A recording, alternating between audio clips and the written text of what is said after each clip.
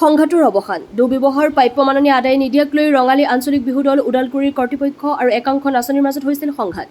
নাচনীৰ চৰ্ত পূৰণৰ পাছতেই দুই পক্ষৰ মাজত হয় মীমাংসা। এই সন্দৰ্ভত নাচনী দীপান্বিতা দাস আৰু দলি দাসে মঙলবাৰে খৈৰাবাৰীত সংবাদ মাধ্যমৰ আগত বিষয়টোৰ অৱসান বিচাৰি কি ক'লে।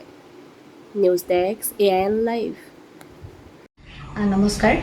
যোৱা 1 মে তাৰিখে আমি ৰঙালী আঞ্চলিক বিহুৱা দলৰ মালিকৰ বিৰুদ্ধে তেখেতে আমাৰ লগত কৰা মানসিক আৰু শাৰীৰিক অত্যাচাৰৰ কথা প্ৰকাশ কৰিছিলোঁ সংবাদ মাধ্যমৰ জৰিয়তে আৰু এইখিনি কথা তেখেতসকলে সংবাদ মাধ্যমৰ জৰিয়তে গম পাই আমাৰ লগত যোগাযোগ কৰিলে আৰু আমিও তেখেতসকলৰ ওচৰত কিছুমান চৰ্ত আৰু আমাক ক্ষমা বিচাৰাটো আমি বিচাৰিছিলোঁ। তাৰপাছত আমি কোৱা মতে তেখেতসকলে আমাৰ চৰ্তকেইটা মানি লৈছিলে আৰু আমাৰ ওচৰত ক্ষমাও বিচাৰিলে। আমি যিখিনি প্ৰাপ্য মাননি আছিলে সেইখিনিও আমাক আদায় কৰিলে।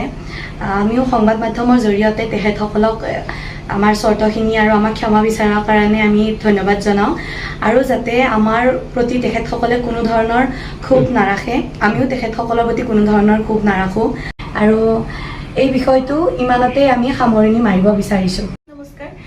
যোৱা 1 মে তাৰিখে ৰঙালী আঞ্চলিক বিহুৱা দলটিৰ কেইটামান সদস্যৰ ওপৰত আমি এটা অভিযোগ উত্থাপন কৰিছিলোঁ।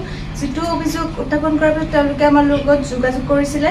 যোগাযোগ কৰাৰ পিছতে আমি তেওঁলোকৰ ওচৰত কেইটামান চুক্তি ৰাখিছিলোঁ আৰু আমাক ক্ষমা বিচাৰিবলৈ কৈছিলোঁ। তেওঁলোকে গোটেইখিনি চুক্তি মানি লৈছে।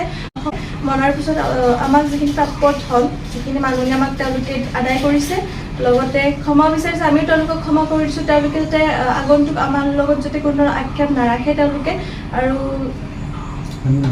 আমিও তেওঁলোকৰ প্ৰতি কোনো ধৰণৰ আক্ষেপ নাৰাখোঁ।